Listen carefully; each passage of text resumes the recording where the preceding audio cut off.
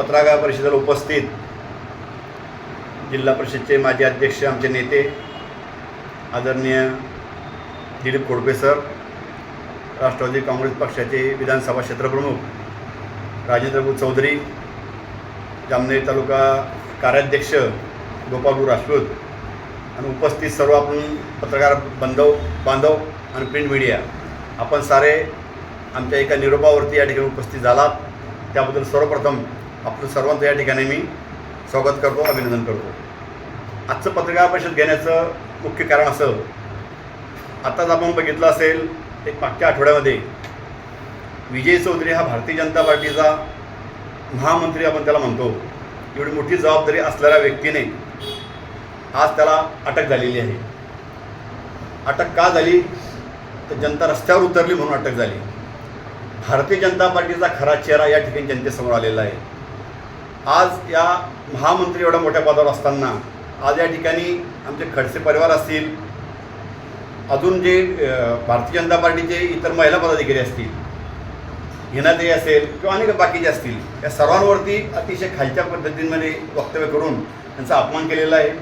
Bharatiya Janata party एकीकडे म्हणतं बेटी बचाओ बेटी पढाओ, लाडकी बहीण योजना, महिलांचा सन्मान आम्ही करतो, असं एकीकडे म्हणत असताना एकीकडे या ठिकाणी महिलांचा अपमान केला जातो. भारतीय जनता पार्टीचा विजय चौधरीच्या अनेक क्लिप्स या ठिकाणी प्रसारित झालेल्या आहेत. आमचं या माध्यमातून एकच मागणी आहे, त्याला अटक झाली, त्याला शिक्षा मोठी कारवाई झालीच पाहिजे, परंतु त्या क्लिपमध्ये जे कोणी अजून लोक त्या सामील असतील, ज्यांच्याशी त्यांनी संभाषण केलेलं आहे, त्यांच्यावरती सुद्धा कारवाई झाली पाहिजे, ही आमची प्रथम मागणी आहे. आज या ठिकाणी दुसरा मुद्दा असा आहे की या ठिकाणी पुरा महाराष्ट्रभर शालाट ID घोटाळा खूप मोठ्या प्रमाणात गाजतोय आणि त्याचं पाळंमुळं जर बघितलं असेल तर आपल्या जामनेर तालुक्यातच आहे. ते शालाट ID घोटाळा काय आपल्या सर्वांना माहिती आहे. या ठिकाणी 23-24ला जे काही शिक्षक लोक असतील त्यांना म्हणजे ऑर्डर 23-24चं दिली आणि त्यांचा ID काढला मात्र 13-14ला, म्हणजे मागच्या तारखेमध्ये त्यांना जॉईनिंग लेटर दाखवून खूप मोठ्या प्रमाणात भ्रष्टाचार झालेला आहे. या ठिकाणी या सर्व लोकांकडनं खूप मोठ्या प्रमाणात देणगे वसूल केलेले आहेत. 25-25 लाख 30-30 लाख रुपये देणग्या घेण्यात आलेल्या आहेत. देणगी आज घ्यायची आणि 10-10 वर्ष त्यांना तात्काळ ठेवायचं, अशा प्रकारचा सर्रास काम या ठिकाणी संस्थेकडे चाललेलं आहे.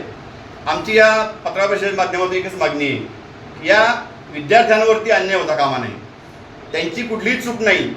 या ठिकाणी ज्यांनी हे चुकीचं काम केलेलं आहे त्यांना शिक्षा होईलच. आपण बघितलं असेल अनेक मुख्याध्यापक या ठिकाणी गोळले जात आहेत. मुख्याध्यापक म्हणजे आज तिथे सयाजीराव गायकवाड आहेत, त्यांना या ठिकाणी संस्थेच्या माध्यमातून दबाव आणला जातो म्हणून त्या ठिकाणी त्यांनी सह्या केलेल्या आहे. म्हणून हे मुख्याध्यापक असतील, शिक्षक असतील, जे विद्यार्थी असतील, यांच्यात अन्याय होता कामा नये आणि जे दोषी असतील त्यांच्यात कारवाई झाली पाहिजे, या मागणीसाठी आज या ठिकाणी पत्रकार घेतलेले आहे. त्यानंतर तिसरा मुद्दा असा की सिव्हिल हॉस्पिटलमध्ये आत्ता परवा जे आपण बघितलं असेल, या ठिकाणी सिव्हिल हॉस्पिटलमध्ये शॉर्ट सर्किटमुळे खूप मोठ्या प्रमाणात आग लागलेली आहे. जामनेरचं सिव्हिल हॉस्पिटल जर आपण बघितलं असेल, ग्रामीण रुग्णालय जर बघितलं असेल, या ठिकाणी हा जामनेर तालुका म्हणजे मंत्र्याचा तालुका आहे. महाराष्ट्रामध्ये 2 नंबरचे खातं आदरणीय भाऊंकडे आहे. अनेक वेळा आम्ही या पत्रकाराच्या माध्यमातून या ग्रामीण रुग्णालयाबाबतीत समस्या मांडलेल्या आहेत, पण या ठिकाणी या ग्रामीण रुग्णालयामध्ये कुठल्याही प्रकारची म्हणजे कुठल्याही प्रकारची सुविधा नाही. काय परिस्थिती त्या ग्रामीण रुग्णालयाची? आज त्या ठिकाणी आग लागल्यानंतर फायर सेफ्टीची मुदत संपलेली आहे. फायर सेफ्टीसाठी लागणाऱ्या ज्या हौद असतो, तर पाणी असतो, पाण्याचा हौद, तर पाण्याचा हौद त्या ठिकाणी लीक आहे, तर पाणी ते भरू शकत नाही. इतकी दयनीय अवस्था. आज या ठिकाणी गरिबांचे लोक गरीब लोक त्या ठिकाणी ॲडमिट होतात, त्यांच्या जीवाला खूप मोठ्या प्रमाणात धोका आहे. असं असताना या ठिकाणी दवाखान्याचं खूप मोठं आमचं काम आहे. आज ते काय शब्द असतो त्यांचा, तो आरोग्यदूतच्या नावाखाली खूप मोठं काम आहे असं आमचं सांगितलं जातं, मोठं मोठे गवगवा केला जातो. पण हे आरोग्यदूत आहे का? ही आरोग्याची सेवा आहे का? गरिबांकडे जाणीवपूर्वक दुर्लक्ष करायचं, जामनेर तालुक्याची ज्या वैद्यकीय सेवा आहे त्याच्याकडे जाणीवपूर्वक दुर्लक्ष करायचं आणि मोठ्या मोठ्या गोष्टी करायच्या, हे त्यांनी थांबावं आणि जामनेर तालुक्याचं ग्रामीण रुग्णालय सुसज्ज असं या ठिकाणी उभं करावं, हेच या पत्रकार त्यांना विनंती करतो. जामनेर नगरपालिकेच्या बाबतीमध्ये एक अशी मोठी समस्या आलेली आहे की जामनेर नगरपालिका हद्दीमध्ये खूप मोठ्या प्रमाणात वृक्षतोड या ठिकाणी झालेली आहे. कुठल्याही प्रकारची परवानगी घ्यायची नाही. नगरसेवक मनमानी करतायत. त्यांच्या पद्धतीने वाटेल ते झाडं तोडली जात आहे, वाटेल ते डांगा छाटलं जात आहे. त्याचा कुठली परवानगी नाही, काही नाही. म्हणजे अतिशय मनमानी झालेली आहे. ही मनमानी थांबली पाहिजे. शिवसाहेबांनी मनमानी थांबावी आणि जे कोणी अवैध झाडं तोडतील त्यांच्यावरती कारवाई करावी. या सगळ्या मुद्द्यासाठी आज या ठिकाणी जमलेलो आहोत. यानंतर आमचे नेते आदरणीय दिलीपदा खोडपे सर आपल्याला पत्रमधून मार्गदर्शन करतील.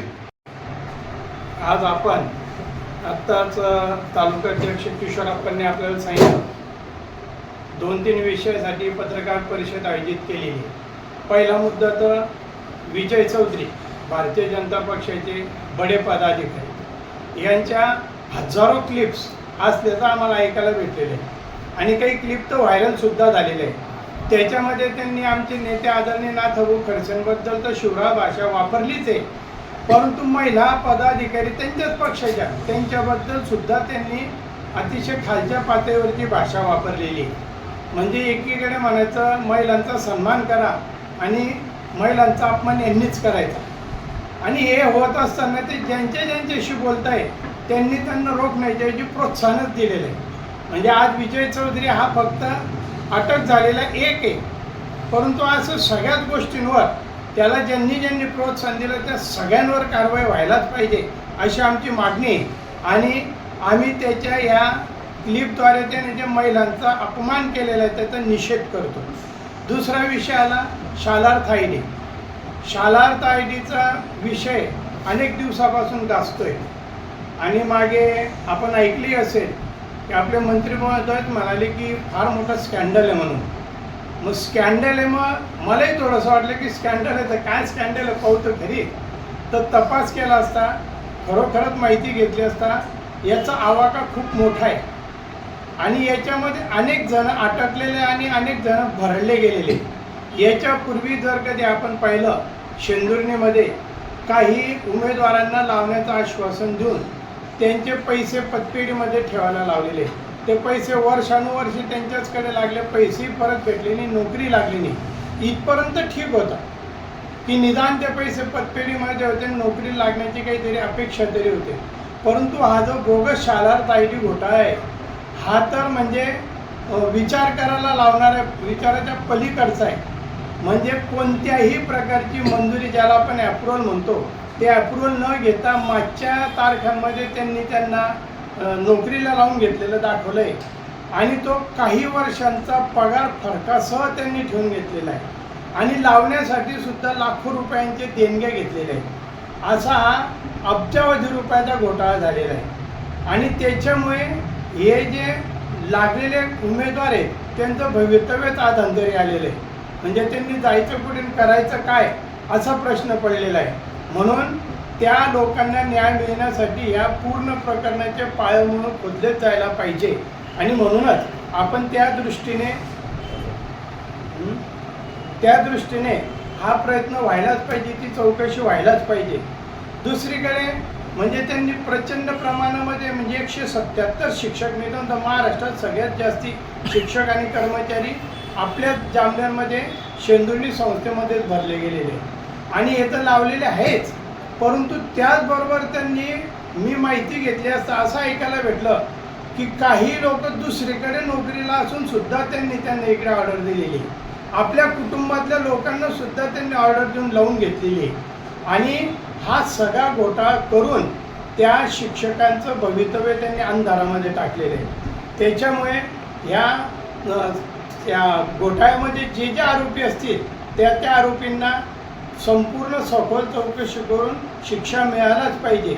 आणि आता जर कधी आपण येता जाता पाहिलं असेल तर संस्थेमध्ये प्रचंड बांधकाम चालू आहे शेंदुर्णीला. मग या बांधकामासाठी येणारा पैसा कुठून आला, कोण देणगीदार आहे याची माहिती त्यांनी घ्यायला पाहिजे आणि ती माहिती घेऊन आपण जर पाहिलं तर आपल्याला त्याच्यामधून सुद्धा बऱ्यापैकी माहिती मिळून जाईल. ते बांधकाम यांनी स्वतःसुद्धा बऱ्याच मालमत्ता खरेदी केलेल्या आहे. त्या खरेदी केलेल्या मालमत्तांना कुठून पैसे आले हे सुद्धा कळायला पाहिजे. आता मी मध्यंतरी 2 विषय चांगल्या पद्धतीचे ऐकले जे शिक्षकांशी संबंधित आहे. एक म्हणजे शालेय पोषण आहार, तो शालेय पोषणाहार ठराविकच लोक सांभाळता आणि काय काळगोर करता हे कुणालाच कळत नाही. त्याचं सुद्धा चौकशी जर झाली तर त्याच्यातून सुद्धा मोठा भ्रष्टाचार बाहेर येईल. आणि अजून दुसरा जर विचार केला तर बऱ्याच शिक्षकांच्या प्रतिनियुक्त्या केलेल्या आहेत. म्हणजे त्यांचं हेडक्वार्टर असेल दुसरंच गाव, दुसरी शाळा, आणि ते ड्युटी करतात दुसऱ्याच शाळेवर. त्या जर कधी त्यांच्या सोयीमध्ये प्रतिनियुक्त्या केलेल्या असलं तर आमची हरकत नाही, परंतु माझं म्हणणे प्रतिनियुक्ती रद्द करून त्यांना नियमित बदली करून द्यावी. त्याचं कारण असं आहे की तो समजा जर कधी वाकोदला त्याची ऑर्डर असेल आणि तो जर कधी पास करायला येत असेल, रस्त्याने त्याचं काही कमी जास्तीत झालं तर त्याला जबाबदार कोण? कारण ते काही बदल्या अधिकृत नाही. म्हणून त्याच्यासाठी ह्या ज्या प्रतिनियुक्त्या केलेल्या आहेत या शिक्षकांना कदाचित धोक्याच्या ठरू शकतात. म्हणून त्यांना जर सोयीस्कर नसेल तर ते नियमित करण्यात याव्या अशी आमची मागणी आहे. आणि ह्या मागणीबरोबरच सगळ्यात महत्त्वाची मागणी, शालार्थ ID घोटाळ्यामधल्या सगळ्यांना पूर्ण तपास करून त्यांना शिक्षा व्हायलाच पाहिजे आणि ह्या ज्या लागलेले उमेदवार आहेत त्यांना न्याय मिळालाच पाहिजे. घोटाळ्याबद्दल सुद्धा तेवढंच गांभीर्याने विचार केला जावा अशी आमची मागणी. मागे तुम्ही ऐकलं होतं की संघटित गुन्हेगारी असल्यामुळे मोको का लावणार आहे म्हणून. उलट तो लावायलाच पाहिजे, म्हणजे सगळ्या गोष्टी तरी बाहेर येतील.